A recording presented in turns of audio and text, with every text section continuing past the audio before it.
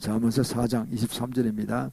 앞에 자막을 보시던 가져간 성경, 구약 성경 914면 되겠습니다.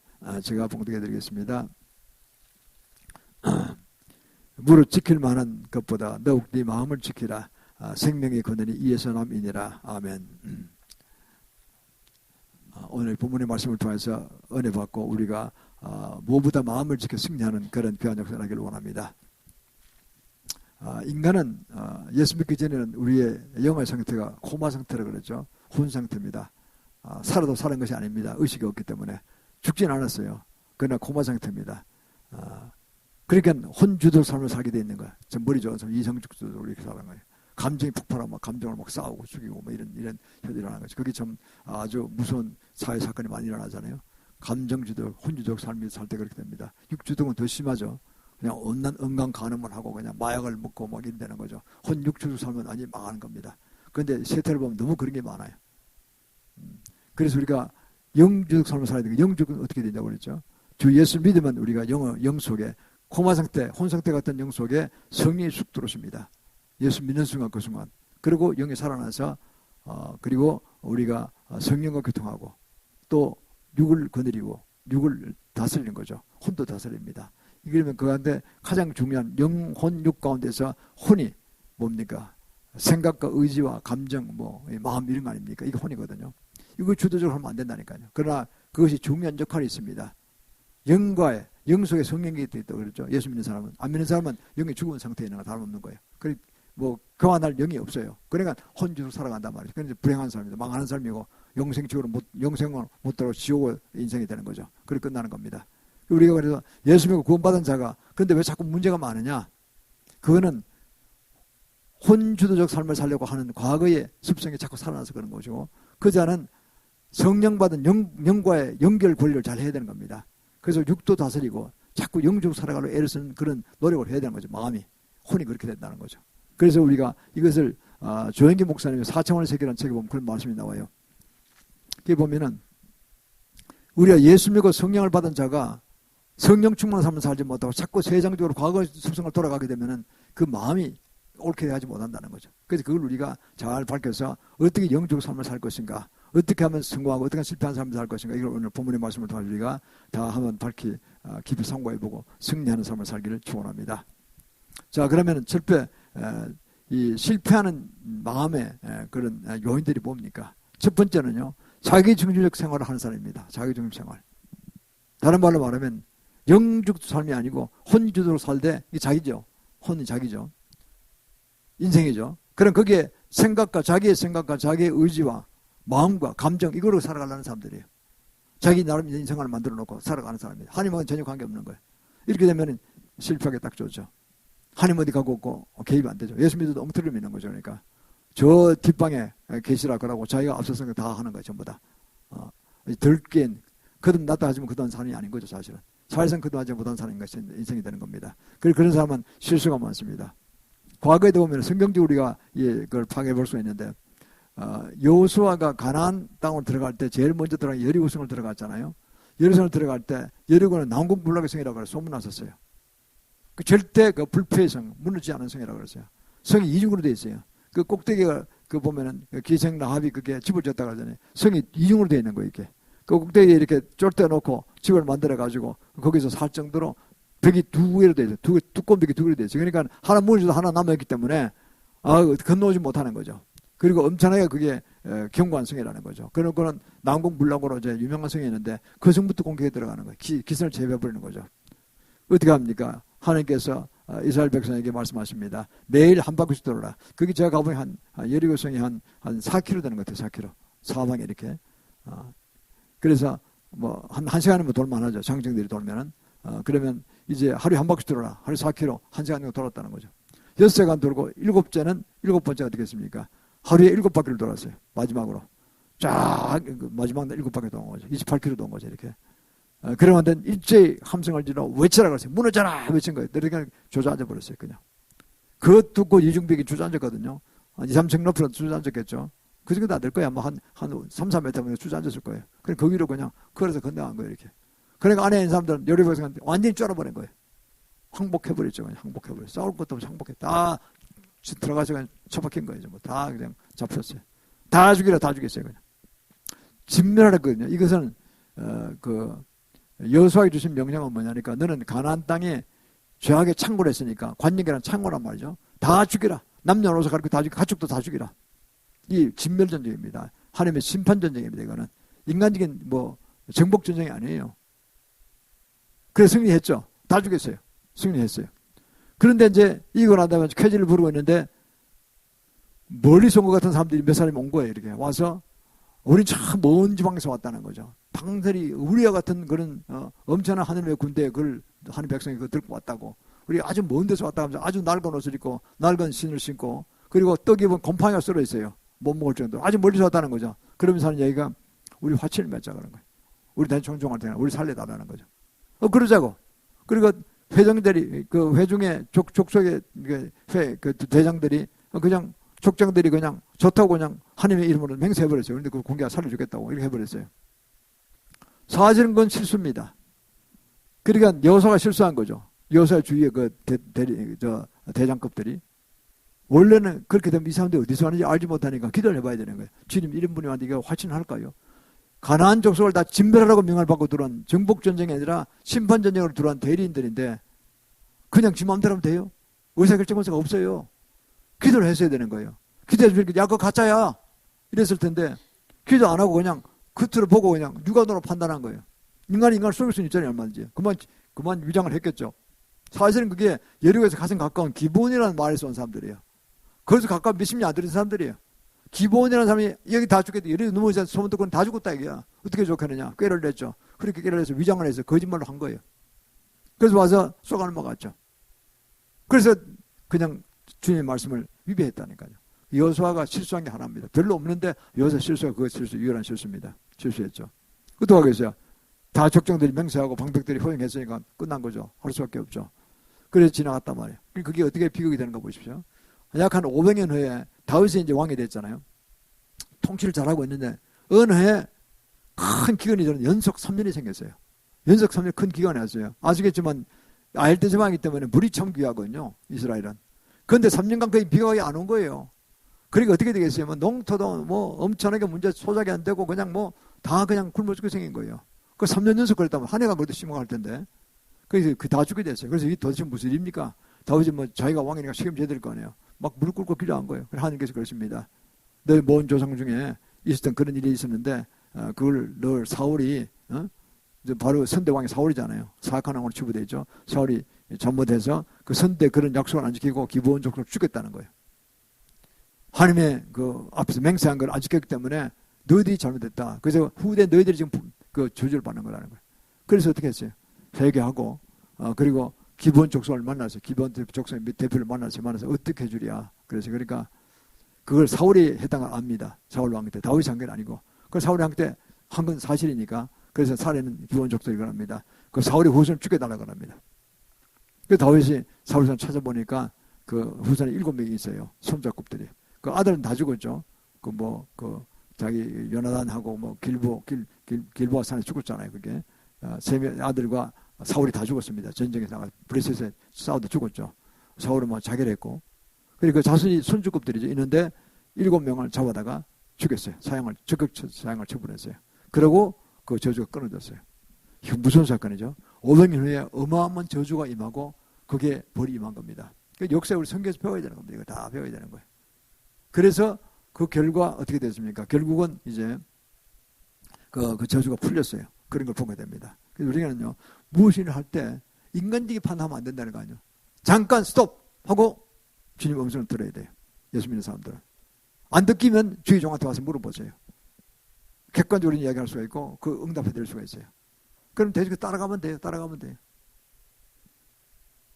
주의 종은 주의 말씀을 아무래도 좀 더 많이 알고 있고 성경 음성을 더 민감하게 듣고 있죠. 그래서 우리가 어떤 정확한 걸 해드릴 수가 있다는 거죠. 어떤 이해타산적으로 하지 않잖아요. 중립적으로 딱 주의 음성을 들어 애를 쓰잖아요. 한 가정 전체에 죽고 사는 문제 있을 수 있기 때문에 정확한 음성을 들어드립니다. 저희 부부가 이때까지 크게 뭐 연삭에 실수한 건 없습니다. 많은 가정을 수백 가정을 도와드렸습니다. 그래서 우리가 도와드렸죠. 자, 그래서 이것이 참 중요하다는 겁니다. 두 번째는요. 그러니까 우리가 자기중심적인 생활하면 안 됩니다. 예수 믿고 구원받은 사람은 성령 하나님 중심으로 가야 된다니까요. 난 내가 내 주인이 아니잖아요. 하나님의 주인. 그 대신 우리 지금 뭘 받았습니까? 천국에 우리가 황금집이 있잖아요. 영생 복락을 누리게 되잖아요. 이 세상 거는 그건 여기 세상 것 전부가 아니라니까요. 제발 하나님 음성을 듣고 순종할 수 있기를 축원합니다. 그런데 사람은 이 세상만 보는 거예요. 내 새끼 내 재산을 쓰고 11조 주면 안 돼. 내가 새끼 내 차 사줘야 돼. 이 생각을 하고 이러니까 복을 못 받는 거예요. 복을 줄래야 그릇이 안 됐어 아직까지. 그래서 싸우는 거예요. 제가 얼마나 기가 막힌 이야기 드립니까? 이번도 한 가정에 나갔는데 그래. 그 돈 11조 할 돈 있으면 내 새끼 둘째 아들 자동차 사주겠다고 야단쳤다는 거예요. 남편이. 이혼하자 이래 나왔다는 거예요. 그리고 아유 나가시라. 딴 교로 가셨어. 어떡하겠어요 그걸. 이혼할 내가 방치할 수는 없잖아. 절대나 이혼 같은 거 하면 안 된다고 보니까 언젠가는 회개하고 돌아가겠지. 이 생각하고 가십시오. 그랬습니다. 자, 그러면요. 이게 다 비극입니다. 보통 문제이 아니에요. 그러니까 심각한 문제가 벌어질 수 있는 거예요. 두 번째는요. 원망과 불평을 하면 큰 실패가 가져옵니다. 이스라엘 백성이 광야교회 40년 생활하는 동안에 어떨 때는 물이 안 나온다고 막 불평하고 원망하고 어떨 때는 그 애굽에서 노예 생활했지만은 그래도 그때 파도 있었고 부추도 있었고 정말 정력이 좋았고 이래서 했는데 이게 도대체가 사막 근근한 광야 같은 경우에는 이건 정말 그런 것도 없고 정말 그거 먹고 싶다 호박도 없고 오이도 없고 수박도 없다 이러면서 막 불평했잖아요. 근데 하나님의 음성이 듣기고 하나님과 교제하고 만나도 있고 다 있었어요. 그 자기가 원하는 게 없다는 거죠. 그래서 그래도 건강히 살았는데 그걸 하면서 불평하면서 어린아이가 화가 나가지고 막 불평이 모이면 점점 불평이 커지잖아요. 원망 불평이 점점 커집니다. 그래서 어떻게 됩니까? 그냥 모세하고 아론이 되어듭니다. 그냥 되어들어서 어떻게 됩니까? 결국은 어떻게 됩니까? 죽이지 않았지만은 하나님께서 모세를 통해서 물을 내셨지만은 그러나 주님께서 그렇습니다. 20세 이상 남정네들은 여호수아서 그 보면은요 몇 장에는 9장에 보면 나옵니다. 20세 이상 민수기 14장에 나옵니다. 20세 이상 남정네들은 다 그냥 광야에서 엎드려지라고 했어요. 다 죽는 거예요. 여호수아 갈렙 빼놓고 다 죽습니다. 모세조차도 죽습니다. 광야에서 다 죽습니다. 그러니까 모세는 그 산에 올라가서 느보산에 올라가서 한번 보고 그리고 비스가 산에 죽습니다. 가나안 땅에 못 들어갑니다. 다 죽어버렸습니다. 가나안 땅이라는 건 친구의 예표처럼 전향국 예표처럼 그렇게 치부하거든요. 그러니까 우리가 이렇게 되는 겁니다. 그래서 우리는 원망 불평을 하면 안 됩니다. 특히 주의 종에게 원망 불평한다는 건요. 그건 바로 하나님께 원망 불평과 똑같습니다. 주의 종은 하나님 종이니까. 그렇잖아요. 나무 종 주인한테 나무래야지 그러면 나무 주인이 종을 나무래면 그 주인한테 대드는 건 똑같은 거예요. 그러니까 이거 절대 그러면 안 됩니다. 하나님 벌이 내린다니까요. 무서운 벌이 내립니다. 그래서 입세생 다 죽었어요. 한두 번 했겠어요. 여러 번 원망 불평을 했죠. 그러니까 이제 그렇게 심판받은 겁니다. 그리고 우리가 성경에서 많은 걸 배워야 됩니다. 계시 입장 4절을 보면 그렇잖아요. 우리는 어떤 사람입니까? 하나님의 은혜를 받고 구원받은 백성들 아닙니까? 그러면 하나님 중심으로 살아가야 되는 거야. 하나님 중심으로 가치관을 가져야 되는 거예요. 말씀하고 따라가야 되는 거예요. 남이 이러니까 나도 이란다. 대충 살아가면 돼. 이게 아니에요. 그건 아직까지 거듭난 신자로서 정말 한번 주의 말씀대로 살아봐서 승리하겠다는 엄청난 승리를 거두겠다는 그런 자세가 덜 된 사람들이에요. 뭔가가. 그렇잖아요. 우리는요. 원망 불평한 사람도 어떤 사람입니까? 과거에 하나님께서 보았던 은혜도 애굽의 노예 생활에서 벗어났던 그 노예들 우리도 그걸 마찬가지 아닙니까? 과거에 불교, 유교, 제사진, 우상숭배 제사 벗어나서 예수 믿게 되고 교회 와서 예배드리게 됐잖아요. 그 은혜를 잊어버리고 현재도 은혜를 많이 부어주고 있어요. 다 죽는다 하지만 한국은 그것도 괜찮은 편이에요. 좀요. 예수 잘 믿으려고 애쓰는 분들이 있기 때문에 지금 세계 보면 미국도 어렵고 구라파도 어렵고 대영 지역도 어렵고 다 어렵대요. 독일도 어렵고 야단들이야 전부 다. 한국 살려달라고 그러고 야단들이에요. 우크라이나도 그렇고 구라파 동그라파 할 것 없이 저 아프리카도 그렇고 다 우리도 어렵다 하지만 우리보다 더 어려운 사람들이 많기 때문에 그들은 우리한테 막 손을 내미는 걸 좀 도와달라고. 우리가 다 들을 수 있습니까 우리가? 그렇죠? 그거 보면요. 그게 하나님 은혜라니까요. 현재도 이 가운데서 은혜가 부어지고 있는 거예요. 또 미래에 부어지는 은혜 더 커요. 미래에 부어지는 은혜는. 미래 부절 은혜가 뭡니까? 예수님과 청구하는 거죠. 먼저 전향국 거쳐 들어가잖아요. 계시 입장 4절에 제가 이러고 말씀합니다만은 계시 입장 4절에 무슨 말씀하셨습니까? 그게 하나님의 말씀을 증거하다가 목표를 받은 순교하는 자들 그리고 적그리스도 짐승 적그리스도에게 또 그 우사에게 경배하지 않는 자 이마와 손에 그 짐승의 표를 받지 않는 자 그 자는 살아서 그리스도와 함께 천년 동안 왕노로 타리라 그랬잖아요. 할렐루야. 마지막 때에 대해서 설교를 정확히 듣고 있어야 돼요. 그래서 저도 모르다가 배워라해서 지금 가르치러 가서 배워서 지금 가르치고 있지 않습니까? 본격적으로 안 가르쳐요. 지금 설교하고 조금 중요한 부분에 가서 얘기합니다. 우리는요, 이 말씀만 잘 따라가면요, 그러면 저녁도 왕노릇도 하고, 그럼 천국은 영원한 천국에 왕노릇하고, 왕노릇하는 게 저는 왕노릇하는 게 배운다고 생각합니다. 가서. 이 세상의 목자들은 좀 대리인들이니까 좀 부족하죠. 목사는 누구나 다 부족하죠. 그죠? 예수님 비하면 부족하고. 천국 가면, 저녁 가면 예수님 진짜 목자예요. 진짜 하나님이시니까. 완벽한 목자이시죠. 그분이 새끼 왕들, 만왕의 왕이시니까 이제 자기 자녀 왕, 새끼 왕들, 신부 왕들을 막 가르치는 거예요. 그죠? 본격적으로 가르치는 거예요. 정말 크게 성장할 겁니다. 그리고 어떻게 됩니까? 천국 들어가면 어마어마한 일이 벌어질 겁니다. 나는 상상도 못하겠어요. 굉장히 큰 복음이 보여줄 것입니다. 저는 누가복음 비유를 잘 알아주고, 문화의 비유. 그거 보면요, 10골을 주겠다, 5골 주겠다 그러잖아요. 주의 말씀대로 저희 세상을 살아서 열심히 주의 몸에게 충성한 자들은 10골도 주고 5골도 주고 1골도 주겠다는 거 아닙니까? 그리고 아무것도 아는 사람은 게으르고 나태한 사람 그 뺏어가지고 그냥 제일 많이 한 데다 주신다는 거 아닙니까? 그러면 그는 울며 이를 감이 있으리라. 그는 지옥 간다는 뜻입니다. 그렇게 되는 거죠.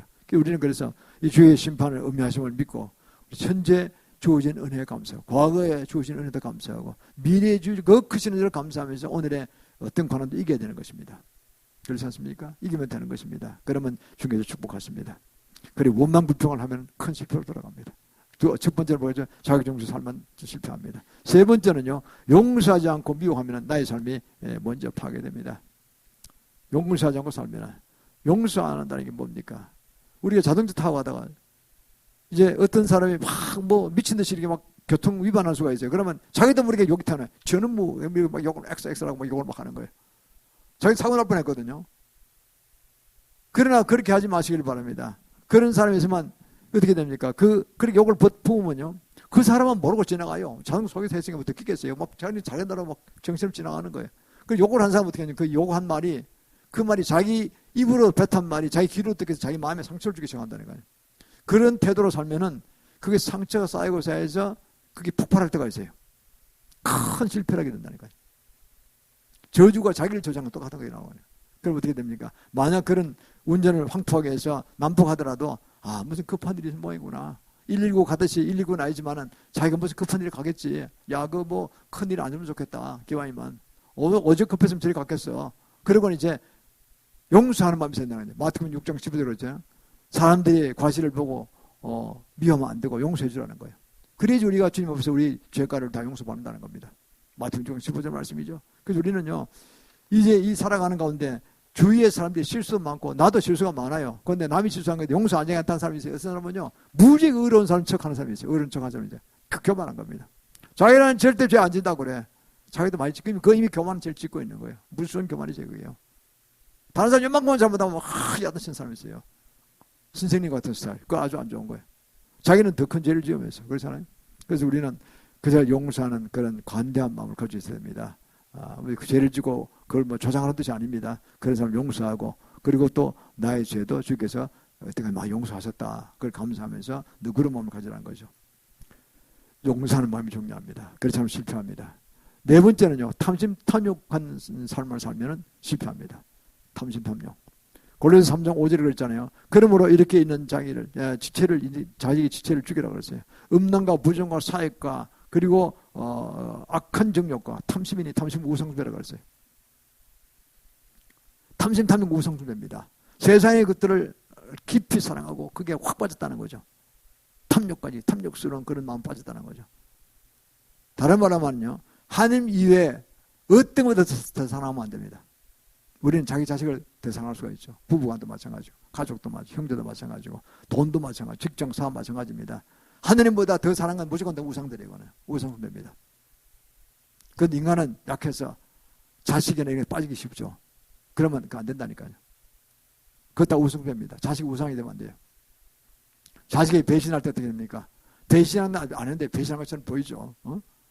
다 그 아들 정말 엄청나게 사랑해서 키워놨는데 이놈이 마누라는 뺏겨가지고 확 빠져가지고 부모도 모르고 분류한다 그러면 괘씸한 놈이다 이러는 거예요. 그렇게만 되는 거예요. 아니, 인지상정으로 그렇게 돼 있는 거예요. 자식이 결혼하면 그냥 그 마누라하고 살게 돼 있는 거예요. 사랑은 내리사랑이라고 우리 옛날 속담이 맞아요.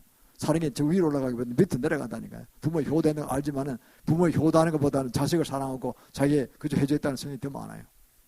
우리가 그걸 다 이해하고 너르거운 마음으로 마음을 살아가야 합니다. 탐진탐욕에 빠지면 결국은요, 그 바람에 우리가 인생을 망치는 겁니다. 어떤 서울중앙침례교회 조집 사람 분이 있는데 이름은 모르겠어요. 저는 신문상 기사를 봤습니다. 그분은요, 변리사인데 아주 능력이 좋아 출중해서 돈을 엄청 벌었대요. 뭐 한 달에 몇억씩 벌었다니까. 뛰어난 변리사가 되어보니까. 그래서 벌었는데 몇십억 1년에 벌었겠죠. 굉장히 많이 버는 거죠. 굉장히 소득을 가진 부자인데 그거 근데 기쁨이 하나도 없는 거예요. 예수 믿자도 교회 나가는데 기쁨이 하나도 없어요. 그래서 어느 날 기도하고 회개하고 난 다음에 그 집을 바쳤다 그래. 그냥 내가 이게 재산 때문에 그런 모양이다 해서 그 집 상당히 큰 아파트 사는 부잣집이었는데 아주 몽땅까지 교회에 바쳤대요. 바치고 기쁨이 오기 시작했어요. 초자연적 기쁨이 오는 거예요. 어떤 경우에도 그런 기쁨이 있는 거예요. 그래서 그는 예수님을 그때 비로소 거듭나고 주님을 깊이 받아들인 것입니다. 그렇습니다. 그러니까 아마 이 세상에서 능력 있게 해서 돈은 많이 벌고 그게 목표를 놓겠지. 그렇다면 그는 세상 사람이지 하나님의 사람은 아니에요. 그러니까 세상 일에 빠져가지고 인생관이 그러니까 그냥 아무리 돈을 벌어도 귀신같이 점점 더 걸치게 되는 거죠. 돈 이러는 거예요. 몇십억 벌면 몇백억, 몇백 벌면 몇천억 이리 올라가는 거야. 몇 조 이리 올라가니까 끝도 없어 그러면 바닷물 먹듯이 먹는 거예요. 계속해서. 속이 점점 더 타요. 몇백 가면 몇천억 하는 사람 보면서 야 저거 더 커야지. 몇천억 가면 몇조 몇십조 하는 사람 보고 따라가는 거야. 끝이 없어요. 욕망이. 그 탐심탐욕입니다. 평화도 없고 기쁨도 아무것도 없어요. 우리는요 세상을 따라가고 그런 재물을 따라가고 세상의 영광과 명예를 따라가기보다는 그저 오직 주님만 믿는 마음에서 기쁨을 가지고 우리가 마음을 다운시켜서 나는 여기서 족하다 이렇게 살아가야 됩니다. 그렇다 게으른 삶을 사는 것은 아닙니다. 주님 말씀한 대로 내가 오늘 성실하게 사는 거예요. 성실하게. 그래서 주님도 마태복음 4장에 보면요 예수님 공생의 생활 시작하기 전에 금식 40일 하시고 그리고 성령이 걸려서 광야에 시험 받으시잖아요. 사탄을 직접 시험하십니다. 사탄 직접 시험합니다. 그래서 뭘 했습니까? 명예욕 또 그 만나를 주면서 먹는 거 식욕에 대한 어떤 그런 시험도 것이고 그리고 주님 그랬습니까? 그러니까 나는 이런 그 육신에 먹는 음식보다는 하나님 말씀을 내가 먹기를 원한다 이렇게 하시잖아요. 또 명예욕 돌립니다. 성경 꼭대기에 세우고 뛰어내려보라. 네가 하나님의 아들이면 천사가 발을 돌이 붙지 않도록 받칠 테니까 뛰어내려보라 합니다. 그러니까 그거 무리칩니다. 너 시험 하나님을 시험하지 말라. 또 분산에 올라가서 이렇게 합니다. 다 천하만고를 보여주면서 내게 딱 한 번만 경배하라. 그러면 저 사람을 다 주겠다 그러잖아요. 가짜 저거는 사탄은 사용권 받았지 소유권 받은 건 아닙니다. 소유권 하나님께 있습니다. 그러니까 예수님이 물으시죠. 너 하나님만 경배하라. 딱 그렇게 세 가지로 인간의 소유욕, 그 성욕도 포함됩니다. 두 번째는 명예욕, 세 번째는 지배욕, 권력욕을 다 박살냅니다. 탐심탐욕을 이미 극복하신 거죠. 그러고는 공생을 들어가셔서 정말 구세주의 사명을 다 감당하십니다. 그런 정신이 우리에도 있어야 되는 것입니다. 예수님만 온 인류를 구원하시고 하는 건 알겠지만 자기와 자기 가족들 또 자기 주위에 있는 주위 사람들에게 영생의 구원을 허락하기 위해서는 전하기 위해서는 그런 삶을 살아야 되는 것이죠. 그래서 보면요. 이 다윗 같은 사람도 그랬어요. 다윗도 보면요. 그가 하나님의 함께 계셔서 엄청난 지혜를 받고 용기를 받아가지고 또 훌륭한 명장들이 많아가지고 다윗 때 이스라엘이 가장 주위에 변방의 나라를 많이 복속해서 종을 받고 굉장히 큰 부자나라가 됐죠. 그래 보통 임금들 같으면요. 그래 종을 받고 엄청난 재물을 받으면 뭐 연락하기 쉬워요. 그냥 뭐 자진하고 두드리고 마셔 부어라 마시라고 이렇게 해서 망하는 거죠. 백제의 마지막 40대 왕이 의자왕이 그렇게 망했잖아요. 처음에는 신라의 성을 40개를 뺏었다 그래요. 그만큼 뛰어난 용명의 지혜의 장소였어요. 그런데 하다 보니까 이제 그 다음에 교만에 빠진 거죠. 이 삼천궁에 데리고 그냥 연락에 빠져서 놀다가 망했잖아요. 결국 나라가 다 망했잖아요. 마찬가지입니다. 그래서 우리는 역사적으로도 보통 일반적으로도 깨울 수 있는 겁니다. 다윗은 어떻게 했습니까? 그는 정결하게 살았습니다. 교만에 살지 않았습니다. 겸손하게 살았습니다. 그래서 그러면 재물 조공받은 거 전부 다 저 창고에 잘 보관하라 그랬어요. 연락을 하지 않았습니다. 술 파티 안 했습니다. 그러고는 어떻게 됩니까? 솔로몬을 부릅니다. 솔로몬아, 내가 하나님의 성전 중에 소원이다. 그래서 지으려 했더니 하나님께서 허락 안 하셨다. 너는 군인이라 피를 많이 흘렸기 때문에 너는 성전을 못 지낸다. 네 아들 솔로몬 때 와서 성전을 짓게 될 것이다. 이렇게 하셨기 때문에 내가 이제 재산을 못 하겠다. 네가 좀 이것을 더 못해서 성전을 지어라 그랬어요. 그 주님 그리 말씀하게 네 아들 솔로몬 때 평강의 왕 때 가서 내가 성전을 짓게 하리라 그랬었어요. 성전 함부로 짓는 것이 아닙니다. 그래서 그 말씀을 듣고 그는 제물을 못 와서 솔로몬이 닫는 거 줬습니다. 그랬더니 솔로몬이 받아 자기 걸 좀 보태가지고 솔로몬 성전 지었잖아요. 솔로몬 성전이 좀 금으로 막 다 지었다 그래요. 너무 잘 썼어요. 그래서 요새 돈으로 한 2, 3조 원, 수조 원 들어갔을 거라고 합니다. 굉장한 글을 지었는데 다 파괴됐죠. 그것도 뭐 죄졌지만 그러나 내용이 중요한 거죠. 내용이. 성경도 살지 않았기 때문에 결국은 이제 다 망해서 예수님 오실 때는 피폐돼 버리죠. 돌 하나 둘이 없도록 다 무너졌죠. 지금 뭐 서쪽에는 벽 하나만 남아 있잖아요. 그만큼 보면은 주님께서는 이렇게 모든 것을 주님 말씀에 가는 거 합니다. 성경을 보면요, 어떻게 어떤 위인이 어떻게 살았는가, 어떻게 실패했는가, 성공했는가 다 예화가 다 나온다니까요. 그걸 깊이 묵상하시길 바랍니다. 그걸 그냥 읽고 전에 한두 개 흘리면 안 되고 그것을 그냥 묵상해서 우리 내 걸 만들어야 되는 거예요. 내 자손을 위해서. 그것도 하나님 왕국 건설을 만들어야 되는 것입니다. 아모스 9장 11절에 했습니다. 그날에 내가 다윗의 장막을 일으키고 이렇게 옛적의 글로 같이 세우겠다 그랬어요. 옛절에 그 모세 때 정말 순수했던 신앙을 가지고 가르쳤던 그때로 장막을 세우겠다 그랬어요. 모세의 장막이 다윗의 장막이라고 그랬어요. 이 차이가 뭡니까? 모세는 자기가 헌신해서 장막을 짓지 않았어요. 천막 속에 있었으니까. 그럼 회막이라고 그렇게 됐죠. 그 장막이었어요. 성전을 짓지 않았어요. 성전의 초기 예표적 모델이었죠. 물론 둘 다 천년국 천국의 예표들입니다만은 성전은 좀 더 가까운 거죠. 그래서 오늘날 이게 신약교회를 준 거 예표기도 합니다. 신약교회는 어떻게 됩니까?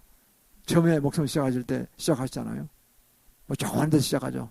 상가 조그만 데 시작하죠. 또 자기 교회 만들어 나가죠. 이렇게 하는데 거기서 목사가 제일 헌신을 많이 하죠. 아무래도. 저도 뭐 최선을 다했습니다. 있는 거 다 보고 났으니까 얼마 안 되지만 저는 아주 비난하게 삽니다. 그러나 있는 건 이어 다 넣었습니다. 그러니까요. 그리고 그것도 다른 성도들도 많이 한 분들 많아요. 어떤 분은 제일 많이 7천만 원 한 분이 있고 한 분이 어떤 권사님도 할 분이 있어요. 그 딸이 아팠는데 제가 치유에 도와드렸더니 그분이 집을 팔고 11조를 이뤄냈더라 보니까 감사하죠. 그럼 뭐 이거 2천만 원, 3천만 원 한 분 이렇게 해가지고 사실 이게 사드렸죠. 우리가 3년 만에 다 갚았죠. 그리고 이제 그 다음에 별도 이제 성전에서 준비하고 있는 중인데 얼마나 감사합니까? 그래 다윗의 무너진 장막 이게 바로 신약의 예표, 교회의 예표인 것입니다. 그 헌신했잖아요. 전부 다. 주의 종들과 모두가 다. 여러 성들이 헌신했잖아요. 그러니까 우리가 이 세상에는 먹고 뭐 쓰고 하다 보면 다 없어지고 죽을 때 빈손으로 가잖아요. 응? 옷도 다 나눠줘야 되잖아요. 불태워버리든가 이러잖아요. 기분 나쁘다 안 입잖아요. 그 살아있을 때 다 줘야 되는 거예요. 전부 다. 우리 어머니 보니까요. 예쁠 때 본이 아끼다 옷들이 있었는데 돌아갈 때 한 1년 전부터요. 그 시장터에 그 가까이서 계시는데 그래요. 천사 같은 분이라고 그러더래요. 왜 그랬습니까? 했더니 저분은 저 권사님은 하여튼 뭐 좋은 거 다 갖다 줘야 돼. 자기는 전부 다. 이것도 주고 저것도 주고. 그러니까 어느 장로는 뭐냐 옷이 없더라고 그러니까요. 그러니까 어머니 어디 가세요? 그러니까 야 내가 죽으려고 하는데 뭐 다 죽게 되는데 무슨 내가 옷이 뭐 필요하냐. 수임 한 벌 있으면 수임 한 벌 딱 걸렸더라고 보니까. 옷이 다 없어요. 한 100가지 없더라고 보니까. 그러더니 한 얼마에 돌아가셨어요. 한 며칠 후에. 그 내가 보기에는 그게 다 천국 가면 상급을 쌓이는 겁니다. 다 나눠드린 거예요. 그래서 보면은요, 이렇게 해서 보면은 천국 중심의 삶이라는 게 얼마나 귀한 삶입니까? 그래서 우리는 그 서울중앙천국의 조집사 같은 분은 참 훌륭한 분입니다. 이것을 다윗 같은 삶을 사는 거죠. 신약교회도 마찬가지입니다. 그래서 우리가 교회를 섬기고 여기서 같이 일하는 걸 감사히 생각하고 그리고 영생의 천국을 들어가면 하늘의 큰 상업이 기다리고 있는 것입니다. 다섯 번째는요, 근심과 두려움 인생은 실패합니다. 근심과 두려움 많으면 안 돼요. 근심과 두려움 많으면 어떤 게도 근심해서 저는 근심 같은 거 안 합니다. 아무리 뭐 태산의 문을 줘도 나는 뭐 기뻐합니다. 왜? 우리 죽고 천국 가는 보장을 받았잖아요. 내가 뭘 두려워하리요? 뭘 염려하리요? 지금 고난이 왔다? 고난은 더 큰 축복을 위한 단계라니까요. 뭔가 주님께서 역사하심이 있구나. 그래서 그렇게 생각하고 저는 감사한 것입니다. 그래서 잠언서 10장 22절 이렇게 말씀하셨어요. 여호와께서 복을 주심으로 사람으로 부하게도 하시고 근심을 함께 주지 않으시라고 해요. 복을 주시고 부하게도 하시는데 근심을 함께 안 주신다고 그랬다니까요. 진정한 복은요, 돈을 많이 벌고 해도 또 근심 있는 분이 있어요. 야, 다음 어떻게 해야 되지? 10억 하면 100억 해야 되는데 이거 멀었다. 이러다가 평생 쫓아가다가 그냥 죽는 거예요. 그 늘 근심이 따라다니는 사람이야. 그러니까요. 그런 자세가 아니에요. 크리스찬은 그런 게 아니에요. 오늘 주인 게 내가 빵 한 조각에도 감사하고 먹으면서 감사합니다 주님. 이것도 못 먹는 인간들인데 나는 이게 점심을 넉넉히 먹게 돼 얼마나 감사합니까? 이렇게 해서 감사해야 되는 거죠. 그래도 주님께서 더 큰 복을 주시고 근심 사라지게 하십니다. 이 땅에 사는 동안에 많은 환란이 있어요. 요한복음 16장 33절에 그랬잖아요. 내가 네게 평안을 주려 하는 나라 겁니다. 내가 세상에는 환란을 당하나 담대하라 내가 세상을 이겼노라고 하셨습니다. 담대하라 내가 세상을 이겼노라. 이 세상 사람 아무리 잘 사는 사람도 걱정거리가 다 있어요. 부자도 그렇고 지칭하는 부분도 그렇고 뭔가 걱정들이 있어요. 세상 근심 걱정이 있어요. 그리고 빠지기 시작하면은 인생의 살맛이 안 난다 그래요. 그러나 그분이 예수를 믿고 진정 거듭나서 믿고 모든 걸 맡겨버리면 그때부터는 자유하게 됩니다. 그까지 근심 걱정은 사라지고 없고 내 마음속에 그냥 기쁨이 넘치는 거예요. 그래야지 복음이 전파되는 것이죠. 그죠? 그래서 우리는 이런 걸 바라보고 또 그러다 항상 잘 되는 것도 아니에요. 가끔가다 환난도 와요. 아, 내가 더 잘되게 하기 위해서 지금 뭔가 기도를 심고 머리 심으라는 뜻이구나. 그렇게 되는 것입니다. 그럼 또 씌우면은 중에 어쩔 없이 또 크게 복을 주신 걸 보게 됩니다. 그래서 현대인들이 살아가는 건데 5가지의 두려움이 있다고 합니다. 첫 번째는요, 가난에 대한 두려움이 있어요. 야, 뭐 먹고 살면 어떡하냐. 동창 만나서 이거 거리 분위기 살면 어떡하냐 이거. 이거 그냥 싹 없애지를 바랍니다. 무슨 뭐 가난하게 산다니 뭐 대단한 것입니까? 별 것도 아니에요. 살아갈 수 있어요. 살 만큼 좀 주세요. 그리고 또 비난받을까 두려워하는 게 있어요. 이렇게 했는데 뒤에서 손가락 치면 어떡하지? 누구를 뭐 비난받는다고 하기 전에 주님이 계신다는 걸 보고 주님만 말씀만 따라가면 비난받을 일이 없어요. 우리는. 내가 주님께로 멀어질 때 다른 사람도 비난받는 겁니다. 크리스천들은. 왜? 그쪽을 통해서 좀 야단치시는 거예요. 옛날에 한 나라가 우상 숭배하면은 다른 나라 변방에 느부갓네살을 통해서 이스라엘 막 공격해서 무너지게 해서 회개하고 돌아가야 돼. 그렇게 하는 겁니다. 우리가 비난받으러 두려울 것도 없습니다. 주님 앞에 서서 주님 말씀을 지켜나가면 비난받을 일 없습니다.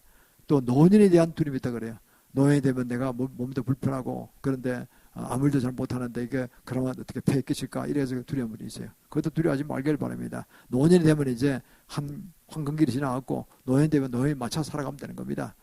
젊을 때까지는 활발하게 못 살지만 그 나름대로 또 살아가면 가치 있게 살아가요. 복음을 전하고 나라도 살아갈 수 있어요. 네 번째는 뭐냐니까요. 이제 상실에 대한 두려움, 상실에 대한. 가족을 상실할까, 또 재물을 상실할까, 명예를 상실할까, 이런 상실에 대한 두려움. 그래, 그걸 먹고 자꾸 꼭 쥐려는 거예요, 이게. 일종의 탐심과 가까운 겁니다. 그것도 버리길 바랍니다. 상실에 대한 두려움. 예수를 만나면요, 깊이 만나면 어떻게 해요? 혹시 가족이 먼저 죽더라도 다 예수 믿게 했다면 천국에서 만나잖아요. 저는 우리 부모님 다 천국에서 만나고 오니까요, 천국에 가서 제가 고난 중에 꼭 한번 가고 싶은데 만나봤더니 우리 어머니, 아버님 다 황금집에 독채로 다 사시더라고 보니까. 장인어른도 계시고, 한 말씀 다 부탁하시더라고. 주기식 목사님 만나뵙고. 이러니까요, 마음이 편안한 거예요. 그렇지. 내가 갈 고향은 저기야. 그러면 그 마당도 가 있어지고, 그러면 우리 아버지, 어머니 다 계신 그거 가까이서 사는구나. 기가 막히잖아요. 이게 주님의 작품이라니까요. 그러니까, 그런 건 안심하게 된 그때부터 내가 뭘 해서 걱정 하나도 안 해요. 아무 걱정이 없어요. 그냥 기쁨을 살아가는 거예요. 그리고 오늘 내가 할 일을 하는 거예요. 내가 목숨 걸고 있다면 내가 할 일을 하고 복음을 전할 것이고 설교할 것이고 또 그리고 부르면 같이 기도할 것이고 얼마나 감사합니까. 한 분은 재밌는 이야기 했어요. 한 몇 주 전에 한 리더 모임들이 있었어요. 초청을 받았어요. 한 8명이 모이는 상당히 한국에 기독교 중에 상당한 리더들이에요. 가서 모이는데 거기 건너편에 앉은 분이 중부기도 무슨 큰 교회를 이제 운영하는 중부기도 조직회를 운영하는 분인데 그분이 암에 걸렸다가 나왔다 그래요. 직장암에 걸려가지고 여러 해 못 만났다고 오랜만에 만나고 몇 년 만에 한 5, 6년 만에 만났고 그래서 아이고 오랜만입니다. 근데 화석이 참 좋습니다. 이거 내가 다 죽을 뻔했습니다. 그러더라고요. 어떤 일이 하니까 직장암에 걸려 죽을 뻔했대요.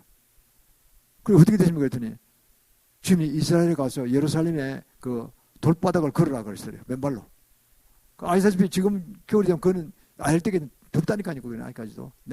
대낮에는요. 그래 가서 돌멩이가 많거든요. 그 뜨겁단 말이에요. 그거는. 걸었대. 며칠을 걸었대요. 그냥. 그러고 하시니까 구두 다 벗고 양말 벗고 그냥 맨발로 걸은 거예요. 돌바닥으로 걸은 거예요. 그래 한 일주일 있는 사이에 뭐가 시원하더래요. 기분이요. 그리고 몸이 가뿐해졌어요. 암이 나왔어요. 100% 나와버렸어요. 말기암으로 가다가. 그래가지고 프레이하우스라고 있는데 기도집이 있는데 거기 가서 이제 가니까 한국인들이 뭐 주의 정도의 중심을 모여가지고 2시간씩 중보기도 하고 있더래요. 예루살렘 평안을 구하라. 그러면 너희가 뭐 하는 범사 형통되라 그랬잖아요. 예루살렘 사랑하는 자는 형통하리라. 시편 126절에 말씀하시는데 그 말씀 기억이 나서 거기서 기도하는 분들이에요. 나라의 세계 평안을 위해서 예루살렘 평안을 위해서 기도하는 거예요. 그래 가서 자기도 이제 2시에서 4시를 맡았대. 새벽 2시, 4시 제일 어려운 시간이 그 시간이. 맡아서 자기는 그렇게 했다. 그러니까 거기서 그 교회에서 그러더래요. 그 모임에서 목사님 우리 멘토가 돼달라고. 당신은 기적을 불리킨 자라고. 그래서 가자고. 좋다고. 그래서 자기가 부르면 이제 간답니다. 그걸로 가서 하는데 그분이 가서 이야기하다가 그러세요. 제가 그랬어요. 목사님 우리가 그 어느 나라 부흥이 일으켰다는 역사는 많이 공부하고 있습니다. 뭐 1905년에 영국에서 대부흥이 일어났고, 또 1905년에 또 미국에서 아주사 거리에 대부흥이 일어났고, 또 1907년에 평양 대부흥이 일어났고, 1906년에 또 그 버마 그 밑에 미얀마 있는 그 인도 북부 지방에 거기서 부흥이 일어났고 많이 배웠는데, 이제는 한국에서 정말 마지막 때 부흥은 한국에서 일어나야 될 것입니다. 딴 데 부흥이 났다는 거 자랑할까요? 우리가 한국을 부흥을 일으킵시다. 작은 몸이면 그것도 좋을 것입니다. 그랬더니 다 찬성해요. 당장 모여서 하자고. 그걸 하자고. 그래서 이제 그 결과 갔어요. 그 자기가 얼른 그러더라고. 우리는 월요일날 모임이 있거든요. 햅시브 모임이라고 있어요. 근데 1년에 일주일에 2번씩 내기는 어렵고 하니까, 그리고 그분이 월요 화요일날 모이자고 그래서 그걸로 가기로 했어요. 그리고 같이 이제 그 섬기는 걸로 나가서 7명이 뭐 첫날 지난주에 가서 기도했습니다. 그래서 저도 그게 구국 기도의 파트를 맡아가지고 기도하게 됐어요. 그 얼마나 감사합니까? 그래서 저는 거기에 대한 사명이기 때문에 오늘 우리가 할 기도하고 똑같습니다. 그런 내용을 할 겁니다. 그래서 구국 기도의 파트를 30분 맡아가지고 제가 그걸 리드하게 될 겁니다. 그래서 그분이 빠질 땐 제가 전체를 또 사회도 보고 할 것입니다. 그게 얼마나 감사합니까? 그리고 우리는 사랑하는 가운데 할 걸 하면 되는 거예요. 내가 있다 그러면 그냥 내게 주신 사명이 무엇이냐? 그 사명을 전하기 위해서 같이 리더들하고 모이고, 그럼 그 다음 다른 사람도 모여올 것이고, 이렇게 해서 하는 것입니다. 그러듯이 주님께서 영광 받으시고 우리를 통해 이루고자 큰 뜻을 이루게 되실 것입니다. 그래서 우리는 어떤 경우에도 흔들리지 말고 나가야 합니다. 그러면 인생을 승리케 하는 올바른 자세는 뭐냐? 첫 번째는 성경 6,000년간 기록을 쓰잖아요. 6,000년간 등장이면 3,000명 가까이 됩니다. 그건 좋은 사람도 있고 선한 사람도 있고 악한 사람도 있죠. 선한 사람은 아시다시피 그 노아라든가 아브라함, 야곱, 이삭, 무슨 다윗, 요셉 이런 사람 다 선한 사람들이죠. 에스더 이런 사람 다 선한 사람들이고, 악한 사람 누굽니까? 가인 같은 사람, 동생을 죽인 사람. 그리고 또 무슨 아나니아, 삽비라 이런 사람, 사울 왕 이런 다 나쁜 사람이죠. 그러니까 악한 사람은 왜 이렇게 악하게 되는가 다 나오잖아요. 그 성경에. 선한 사람 어떻게 성공했는가 다 나오잖아요. 그거를 끊임없이 배우는 거예요. 이렇게. 성경을 계속 읽는 거예요. 하루에 20-30페이지 읽어야 나가야 돼요. 읽으면 1년에 한 5독 할 수 있어요. 5독. 20-30페이지 안 읽고 안 잊어버리고 자꾸 읽어나가면 20-30페이지 읽을 수 있습니다. 시간 내들 한두 시간 읽잖아요. 충분히 읽잖아요. 그리고 우리가 읽어나가고, 그러면요 주님께서 선하시 인도하십니다. 시편 119편 105절을 그랬잖아요. 하나님의 말씀은, 주의 말씀은 내 발의 등이요 내 길의 빛이니이다 그랬어요. 내 발의 등이라는 바로 단기적으로 앞에 있는 것도 말씀하시고, 길에 멀리 있는 것도 다 보이시는 거예요. 우리가 하려고 그러지 마세요. 우리는 5분 없다 모르잖아요. 인간의 일반은. 내 지식과 IQ로 하는 거는 소용없다니까요. 그건 그냥 하나의 참조용이지, 진짜는 주님께로 오는 거 진짜라니까요. 그리고 또 말씀에 보면 충분하면 어떻게 되죠? 우리가 이 세상 살아가는 가운데 소원을 주십니다. 주 안에 비전을 주신다는 거예요. 빌립보서 2장 13절에 있어요. 너희 안에 행하시는 일은 하나님이시니 자기 기쁘신 뜻을 위하여 우리에게 소원을 주시고 그 소원을 이루게 하신다고 해요. 우리에게 소원 주신 분이 하나님이시라고 하요. 우리 소원이 뭡니까요? 남북 자유무역 통일 2030년까지는 G5로 세워지고 2040년 뒤에도 많이 회복하고 G2로 세워지고 주님 재림전에 이스라엘 아시아 성경 완수하는 것이 우리 소원 아닙니까요? 주기종이 그 받은 건 말씀입니다. 그럼 계속 선포하잖아요. 주구장창 하더니 주구장창 어디 가서 그거 합니다. 주구장창 하는 거예요. 그냥 선포하는 거예요. 그냥. 그러게 얼마나 감사합니까?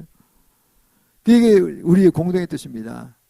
그러면 또 신명기 28장 1절로 14절에 그런 말씀하셨잖아요. 내 말씀을 지켜 행하는 자는 그러세요. 말씀을 듣고 흘려버린 자가 아닙니다. 몇백 백도 소용없어요. 이거는 한 번 읽더라도 10번 읽더라도 그걸 듣고 깨달은 바를 실행한 자입니다. 그 자는 세계 모든 민족에 뛰어나게 하실 것이요. 소금 매는 우리나라가 아니에요. 세계 모든 민족에 뛰어나게 하신다 그랬다니까요. 그리고 악한 영의 공격에 7길로 황명이 도망친다 그랬어요. 악한 집정 공격에 들어다가. 그리고 머리가 되든 꼬리가 되지 않는다 그랬어요. 항상 머리가 되든 꼬리가 되지 않는다. 내가 머리가 다르게 애쓸 것도 다른다 보세요. 제대로 머리가 되게 하는 거예요. 이렇게. 그리고 하늘 복을 열어서 차고 넘치는 복을 준다 그랬어요. 물질을 주시는 거예요. 우리는요 하나님의 말씀을 실행하는 입장을 쓰려고 하는데 실행이 잘 안 되잖아요. 그래서 성경 충만을 받아야 되는 거예요. 왜? 성경의 저자는 성령 하나님이시기 때문에. 성경을 지는 분이 성령 하나님이시라니까요. 그러니까요 우리는 내 의지로 하려면 잘 안 돼요. 내 의지로 안 될 땐 그때는 이제 기도하는 거예요. 회개하고 무엇 때문에 내가 의지가 없는가. 아까 그 조 집사님 말처럼 이건 내가 돈을 잘 벌다 보니까 돈이 돈독에 빠졌구나 이거. 하나 바치자 그냥 왕창 아파트를 50평짜리 얼마짜리 뭐지 갖다 바쳤다. 그러니까 마음이 기쁨이 충만해지더래요. 난 돈이 문제 아니라 탐심을 이긴 거죠. 탐심적 삼적을 이긴 거죠. 이렇게 나가는 거죠. 그럴 때 역전시키는 거예요. 드디어요. 그래서 성령 음성을 들어야 되는 거예요. 영주도 삶은 성령주도 삶을 사는 사람이 된다는 거예요. 그럴 때 혼과 육을 다스린 자가 되는 겁니다. 초자연적 삶을 사는 거, 이 땅 삶이 초자연적 그런 천국 삶을 살고 있는 거예요. 그 자를 쓰신다니까요. 그래서 우리가 요한복음 5장 19절 들었잖아요. 주님께서 그랬잖아요. 요한복음 5장 19절에서 뭐라 하셨습니까? 어마어마한 기적을 부리시잖아요. 보리떡 5개와 물고기 2마리로 15,000명을 다 먹이시고 12공주를 남기셨다는 거예요. 죽은 자도 막 살리시고 막 그랬잖아요. 그게 어디서 나오는 겁니까? 손을 댔는데 기도했는데 안 나오면 개망신 당하잖아요. 구세주가 아니죠. 어디서 나올 겁니까? 예수님이 하셨잖아요. 요한복음 5장 19절에서 나는 내 아버지께서 내게 행하신 걸 보여주신 대로 그대로 해서 됐다는 거예요. 보여주신 대로 내가 행했느니라 그래요. 그리고 보면 주님 거짓말 못 하시니까 분명히 사람 살 때 과부의 아들을 그 죽은 자 상해 메고 나간 아들 과부가 아들 하나밖에 없고 남편도 없는데 얼마나 살마다 안 날 거예요. 인생 다 끝났다 생각이지. 그걸 울며 슬피 울며 가는데 그걸 보고 너무 애스럽죠. 다른 사람들은 우냐우냐하고 그냥 위로한다고 같이 그 위로가 되겠어요 그게. 예수님은 당번 오셔서 손 딱 대고 그냥 일어나라 그래서 일어났잖아요. 그걸 어떻게 하시겠어요? 기도하시겠죠. 잠깐. 아버지요 저런데 어떻게 할까요? 그 손 대고 탁 여호와 하나님이 손 대고 이렇게 하시는 거예요. 그렇게 하는 거예요. 예, 알았습니다. 그래서 손 대고 일어나라. 딱 일어나잖아요. 그리고 과부에 안기니까 아버가 너무 좋아하잖아요. 이것이 주님의 종들이 신장한 일입니다. 주님의 종들이. 얼마나 감사합니까? 나는 세포 전세란 목사님 우리 교회도 오셨죠. 여러 분 오셨죠? 그 유명한 선자요, 예언자요, 또 그 목사님이죠. 그분이 뭐 모스크바 가서 배터리 브루스 가서 할 때 수만 명이 모여서 자기가 기적도 행하고 했다 그러더라고요. 그 유명한 분인데 얼마 전에 소천 받으셨어요 그분이. 근데 아깝게 소천 받으셨는데 그분이 그러더라고요. 자기가 하나님 음성을 듣는 훈련을 하다가 그 리스닝 프레이어라고 합니다. 프레이어 중에 기도 중에서 계속 자기가 막 선포하는 기도가 있고 이게 일방적인 거예요. 그 다음에 하나님 음성을 듣는 걸 또 그 기도잖아요. 뭘 말씀하니까 하고 나면 들어야 돼요. 저도 기도하면 올라가 단성을 듣습니다. 1시간 기도하면 올라가서 듣습니다. 오늘 무슨 말 그럼 환상도 보이시고 말씀하시거든요. 들어야 돼요. 그리고 그들 하루 한 주간의 삶을 살아가는 거죠. 듣는 시간에 그 듣다가 그가 하나님 보호자 앞에 걸려 올라갔대요. 천사들이 와서 데려갔대요. 깊은 입실내에서 들어가서 주님을 만나고 더 영역이 더 탁월해졌다고 한번 우리 교회에서 간증을 하시더라고 보니까. 그분이 뭐 거짓말하는 분이 아니고 대단한 분이죠. 그래서 적부전체라고 유명한 분이 있었잖아요. 그분이 그러더라고요. 그래서 내가 그렇구나. 그렇다. 우리가 성의 음성을 들으려고 이랬으면은 그럼 지금 얼마나 기뻐하실까. 내 딸 내 아들이 순종하려고 이 어려운 가운데 내 음성을 듣고 순종하려고 하는구나. 그래서 딱 음성을 돌려주시는 거예요. 그러면 그대로 따라하면 그대로 이러는 거예요. 어떤 환란도 더 크게 일어나는 거예요. 전해보게 되는 거죠. 그래서 보면요. 우리는 늘 그 말씀을 듣고 나가야 합니다. 에베소 5장 18절에 술 취하지 말라. 그것은 세상적인 것입니다. 우리는 오직 성령의 충만을 받아가고 있습니다. 그리고 술 중독도 끊는 기도를 많이 하잖아요. 우리가. 술에 빠지면 그다음 음란 간음 생각나고 또 죄 지는 경우가 많다니까요. 우리가 그래서 중독을 끊어내는 거예요. 중독을 끊으면 그 게임 중독 들어가 있어요. 게임 중독. 어린도 그렇지만 어린애들이 게임 중에 걸린 아들이 많아요. 게임 중독에 걸린 아들이. 끊어줘야 돼요. 거기 있으면 공부를 못해요. 게임에 빠지면요. 머리가 대뇌가 발전 안 해요. 한창 머리가 발전하는데 대뇌가 발전되는데 뭐 기프 사고하고 수학 문제 풀어야 되는데 그건 공부하게 안 하는 거네. 그 게임 간단한 게임 그게 막 묻고 이러면서 그냥 시간 낭비하다 그냥 한마디로 석두가 되는 거예요. 스톤 헤드가 된단 말이에요. 돌덩이를 해야 되는 거예요. 그러면 개발이 안 돼가지고. 내가 발전할 때가 있거든요. 그래서 절대 그런 거 시키면 안 됩니다. 게임 같은 거 하면 안 돼요. 망하는 거예요. 근데 현대문명 너무 문명이 발전하다 보니까 이상한 방향으로 빠져가지고 그냥 이 게임방에 가니까 게임이 자기 핸드폰 내에서 막 할 수 있잖아요. 지금 그만큼 세상이 발전한 것 동시에 더 잘못된 게 많다 그냥 그걸 막아줘야 됩니다. 게임 중독 파셔야 됩니다. 술 중독, 담배 중독, 마약 중독, 마약까지만 한다 그러지 마약까지 우리 어린애들이 중학생이 마약한다는 거 아닙니까 지금요? 세상에 얼마나 말씀해 왔습니까요? 얼마나 할 일이 많아요 지금. 이게 뭐 부모가 하지 말아야 안 하는 겁니까? 말을 들어 먹어야 하지. 그러니까 비밀을 회개하고 아들의 죄, 딸의 죄를 회개하고 내가 마약 중독을 파쇄한다니까요. 실전적인 실전. 그거 보세요. 없어진다니까. 근데 우리 손주가 저기 와서 그때 연합 예배 드릴 때 며칠 봐도 보니까 뭐 꺼내가지고 뭐 어른들 하면 재미가 없으니까 그래서 선생님 죄를 선생님 안 했을 때는 그래서 뭘 하더라고 뭐 킥킥거리서 이게 이제 게임하는 거예요.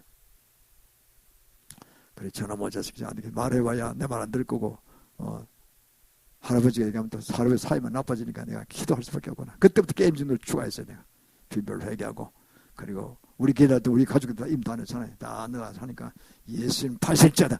중도형 게임장에 파실자다. 그리고 하나님 말씀을 사모하고 지혜와 계신 명철을 부으시옵소서 이렇게 다 하잖아요. 그랬더니 어느 날 보니까 책을 보고 있더라고 보니까요. 그냥 형제는 뭐 보냐 그랬더니 책을 봅니다. 그래.